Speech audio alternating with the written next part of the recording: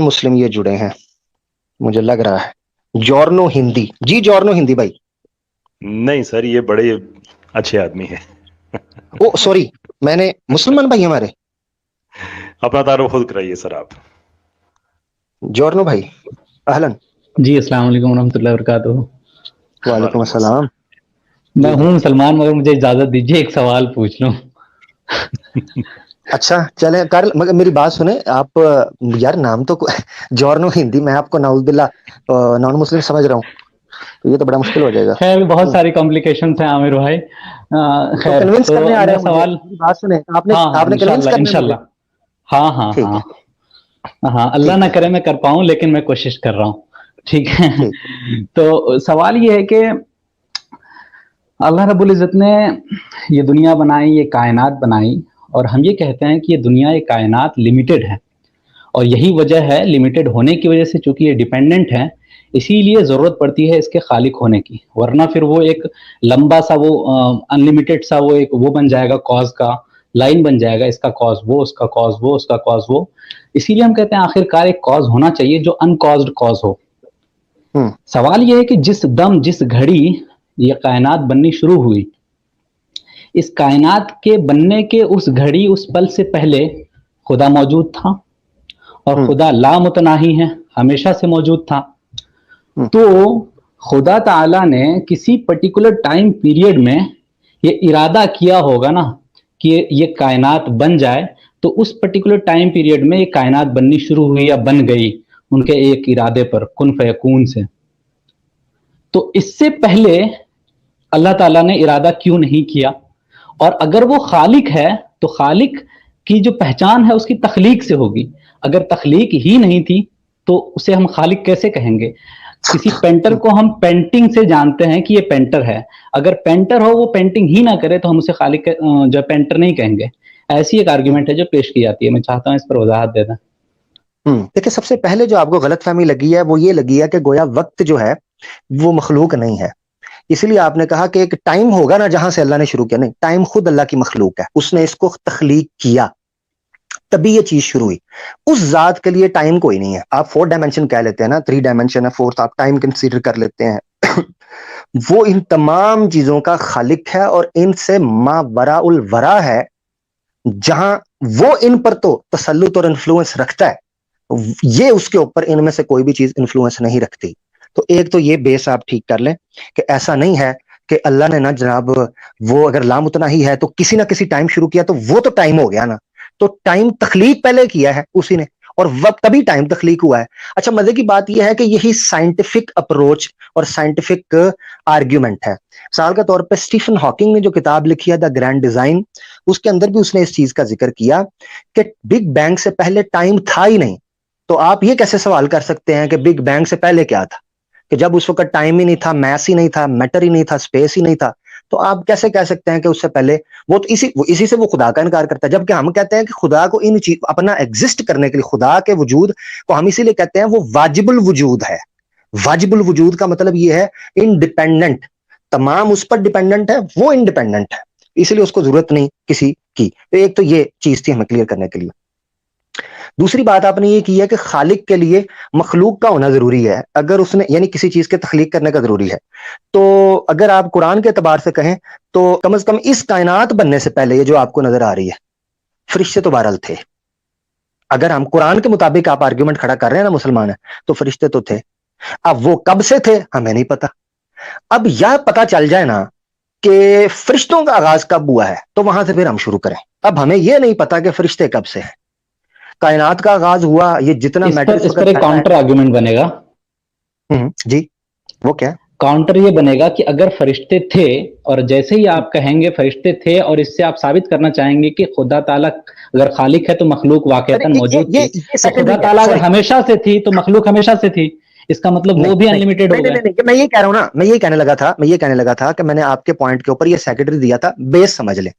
یہ secondary argument تھا کہ اگر ہم یہ کہیں نا کہ یہ کائنات جب ہوئی ہے تبھی وہ خالق پھر سامنے آیا نا، کیونکہ اس نے تخلیق کیا کسی چیز کو، تو میں نے کہا اس سے پہلے وہ تھے.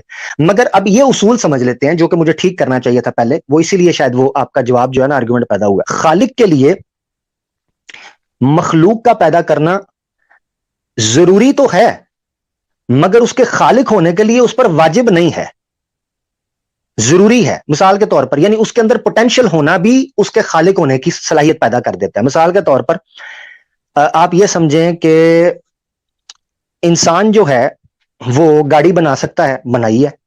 مشینری بنا سکتا ہے، بنائی ہے. اس کے اندر پوٹینشل ہے، ٹھیک ہے.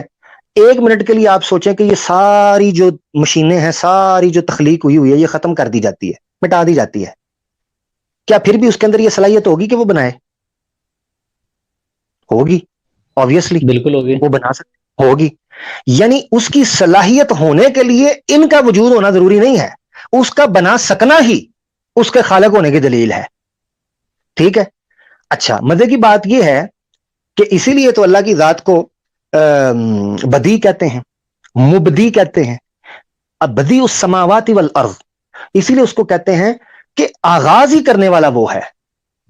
یعنی اس سے مراد یہ ہے کہ اگر وہ چیز، اچھا پھر قرآن کے اندر بڑی زبردست دلیل دی کہ یہ کہتے ہیں کہ ہمیں کیسے اٹھایا جائے گا 30ویں پارے کے اندر، ہم تو مر جائیں گے، مٹی ہو جائیں گے، خاک ہو جائیں گے.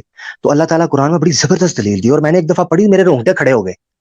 کیونکہ کبھی کبھی آپ کے ایمان میں شک اس طرح شیطان اوبویسلی وسوسہ ڈالتا ہے آپ کو. تو وہ جب آیت میں نے پڑھی نا، تو اتنا اس نے ایمان میرا بوسٹ کیا، اور کب کبھی تاری ہو گئی. اللہ، یہ اتنی معقول بات آتی. اللہ تعالیٰ کہتے ہیں کہ کیا جس نے تمہیں پہلی بار تخلیق کیا ہے اس کے لیے دوسری بار تخلیق کرنا مشکل ہوگا؟ بتاؤ.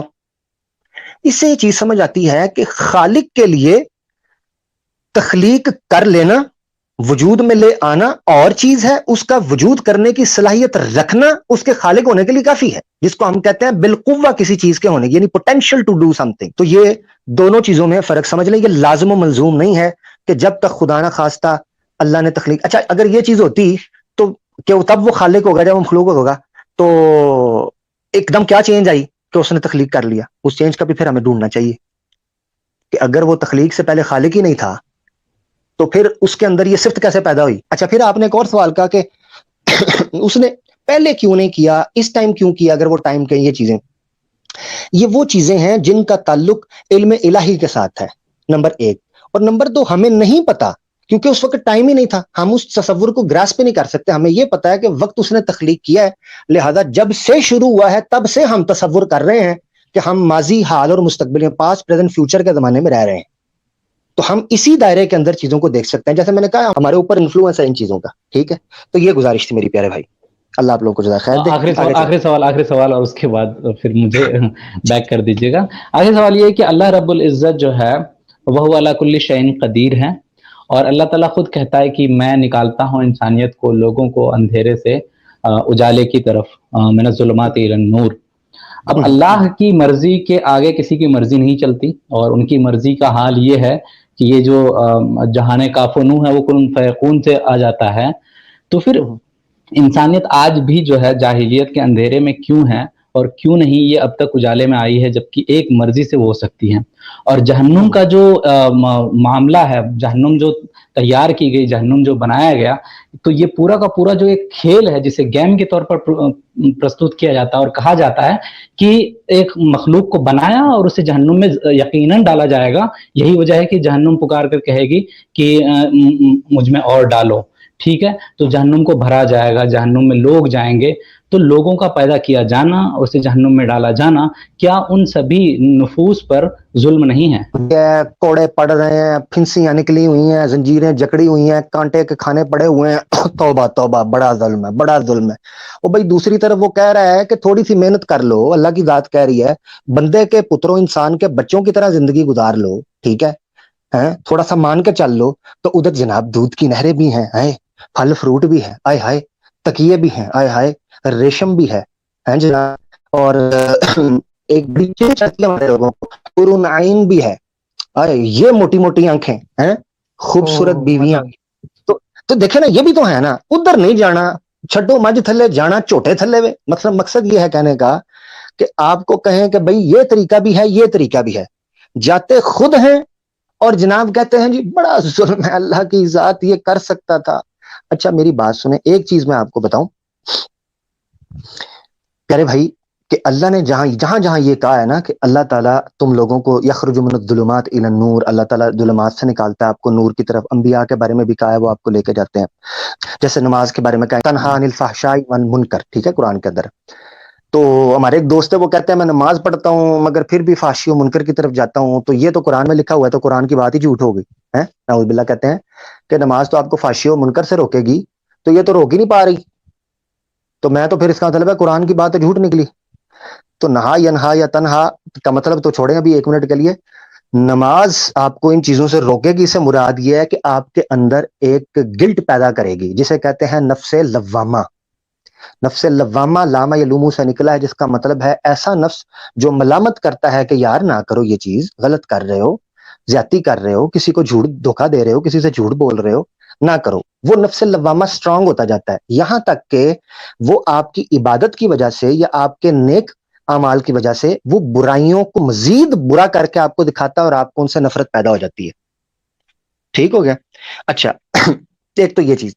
اب آ جاتے ہیں جو آپ نے کہا کہ اگر وہ نکال سکتا ہے تو وہ نکالتا کیوں نہیں ہے، یہ اس کے مشیت ہے۔ مجھ سے پوچھیں تو حقیقت یہ ہے کہ اس نے مجھے ایک بی پلان دیا ہے۔ مثلا ایک تو یہ تھا نا میرے سامنے کہ میں دنیا کے اندر پھنسا ہوں، ان چیزوں میں چل رہا ہوں، مگر اس نے مجھے یہ پلان دیا کہ اگر پوری نیک نیتی کے ساتھ، اور لکھا قرآن کے اندر، اللہ تعالیٰ قرآن کے اندر کہتے ہیں سورہ عنکبوت کی آخری آیات کے اندر اللہ تعالیٰ فرماتے ہیں والذین جاہدوا فینا لنہدینہم سبلنا، جو ہماری تلاش میں، ہماری معرفت میں پورے خلوص کے ساتھ کوشش کرتے ہیں، لنہدینہم سبلنا، ہم ان کے لیے رستے کھول دیتے ہیں۔ سبل، سبیل نہیں، جمع کا صیغہ استعمال کی، ہم رستے کھول دیتے ہیں، ان کے لیے آسان کر دیتے ہیں۔ میرا ماننا یہ ہے کہ اگر کوئی نیک نیتی کے ساتھ اللہ کے لیے نکلتا ہے، اس حالت میں اس بیچارے کو وفات آ جاتی ہے اور وہ غلطی پہ بھی ہے، اللہ تعالیٰ اس کو اس کا معاملہ اللہ کے ساتھ ہو جائے گا نا، اللہ اس کو بخشنے والا ہے۔ تو اسی لیے یاد رکھیں ہمیشہ، ہمارے لوگ نا عام حالات کے اور عام دنیا کے معاملات کے مطابق اللہ تعالیٰ کو اس پر اینالائز کر رہے ہوتے ہیں کہ گویا وہ بھی اس طریقے سے ریئیکٹ کرے گا۔ یہ بھی جو تھوڑی دیر پہلے بھائی آئے تھے ان کو بھی یہ لگ رہا تھا کہ اسے مراد اللہ تعالیٰ کی ذات نے جب جج کرنا ہے، اس سے کوئی چیز چھپی نہیں ہے۔ اس کو پتا ہے کہ کسی انسان نے پوری نیک نیتی کے ساتھ حق کو تلاش کرنے کی کوشش کی، بیچارہ مر گیا ہے یا بیچارہ نہیں نکل پایا وہاں سے، اللہ تعالیٰ معاف کرنے والا ہے، بخشنے والا ہے، اس کے حوالے ہو جائیں گی چیزیں۔ ٹھیک ہو گیا پیارے بھائی؟ تو یہ چیز ہے، اسی لیے اچھا ایک دوست ہے ہمارے ساتھ، میں آپ سے اجازت لوں گا بڑی ایک مزے کی بات بتا کے۔ ہمارے ایک ایتھسٹ کینیڈا سے، انہوں نے ایک بار مجھے پوچھا کہ دیکھو جی 60 سال کی زندگی ہے، 50 سال کی زندگی ہے، 63 سال کی، 70 سال کی زندگی ہے، بندے نے اس چھوٹی سی عمر کے اندر کوئی گناہ کیے ہوتے ہیں چھوٹے موٹے، تو قیامت کے اندر اتنی لمبی جو ہے نا اس کو سزا دے دی جائے گی اتنی لمبی سزا کہ وہ کبھی ختم ہی نہیں ہوگی، تو یہ تو بڑی زیادتی اور یہ غیر عدل ہے، انجسٹ ہے۔ تو میں نے اس کو کہا ہاں انجسٹ ہوتا اگر اسی زندگی کے اندر نیکی کرنے کی وجہ سے انلمیٹڈ انعامات نہ دیے جا رہے ہوتے نا، صرف سزائی دی جا رہی ہوتی، تو پھر انجسٹ ہوتا۔ مگر اس نے یہ بھی تو کہا ہے کہ اسی چھوٹی سی زندگی کے اندر چھوٹی چھوٹی نیکیاں کر کے، ان الحسنات تذہبن السیئات، تمہاری چھوٹی چھوٹی نیکیاں تمہاری برائیوں کو پاک کر دیتی ہیں۔ قرآن میں اللہ نے کہا ہے اگر تم اچھے اعمال کر لیتے ہو، اللہ تعالیٰ تمہیں اس کا اجر دے گا اور اسی چھوٹی زندگی کے لمبے اجر دے گا۔ تو تب انجسٹ ہوتا جب صرف اور صرف جہنم لمبی ملتی اور جنت نہ ملتی، تو پھر کیا مسئلہ ہے؟ ہمارے لوگ جو ہے اس طرف کیوں دھیان، ہمیشہ اس طرف کیوں جاتے ہیں تقدیر کا بہانہ کر کے؟ میں اکثر علامہ اقبال کا ایک شعر پڑھتا ہوں کہ عمل سے آری ہوا مسلمان بنا کے تقدیر کا بہانہ۔ ہمارے ایک بڑے پیارے استاد تھے، ان سے ایک دفعہ بات ہو رہی تھی، تو ان سے کسی نے، ہم ایسا مجلس میں بیٹھے تھے، ان سے کسی نے سوال پوچھا کہ حضرت تقدیر میں اللہ نے لکھ دیا ہے؟ انہوں نے کہا ہاں لکھ دیا ہے کہ کون جہنم میں جائے گا کون جنت میں جائے گا۔ انہوں نے کہا پھر اعمال کرنے کا کیا فائدہ؟ انہوں نے کہا اچھا، انہوں نے کہا تم کیا کرتے ہو؟ کہتا جی میں دکان چلاتا ہوں، کاروبار کرتا ہوں۔ انہوں نے کہا صبح دکان نہیں کھولنی۔ کہتے ہیں کیوں؟ کہتا ہے رزق تمہارے گھر آ جائے گا نا۔ کہتے ہیں کیوں؟ وہ بھی تو تقدیر میں لکھا ہے۔ کہتے ہیں دنیا کے کاموں میں تم دوڑتے ہو، محنت کرتے ہو، ادھر تقدیر پہ ایمان نہیں لاتے، مگر جب فیصلہ آتا ہے آخرت کا، جس پہ ساری کی ساری زندگی ڈپینڈ ہے آپ کی، جو زندگی کا مقصد ہے، اس کے اندر جو ہے نا فٹافٹ تقدیر کے آگے سرنڈر کر دیتے ہیں، حالانکہ پتہ بھی نہیں۔ انہوں نے کہا کہتے ہیں کیا تمہیں پتہ ہے کہ تم جہنمی ہو؟ نہیں، تو پھر چھوڑ کیوں رہے ہو عمل کو؟ کیا پتا تو تم نیک عمل کرو، تم جنتی ہو، اور کوشش کرو، اللہ بخشنے والا ہے۔ اور مقصد کہنے کا یہ ہے کہ آپ کی کوشش کا ہی آپ کو ثمر کل قیامت کے دن ملنا ہے۔ بما کانوا یعملون، قرآن کے اندر 12 جگہ پہ استعمال ہوا ہے بما کانوا یعملون، جو وہ عمل کرتے رہے۔ لے دوست آپ سے اجازت لیتے، ٹھیک ہو گیا؟ جی بہت بہت شکریہ، آپ کے بارے میں اتنا ہی کہوں گا، 2 لائن، باقی 2 لائن بعد میں کبھی زندگی میں موقع ملا تو، کہ مروتوں کا ظہور ہے اور منکسیر المجازی ہے، اور اخلاق ہے اقبال کا اور مجاز عقابی ہے۔ فی الحال آپ کے لیے جزاک اللہ خیر۔ हाय हाय हाय, क्या बात है सर, मोहब्बत है आपकी.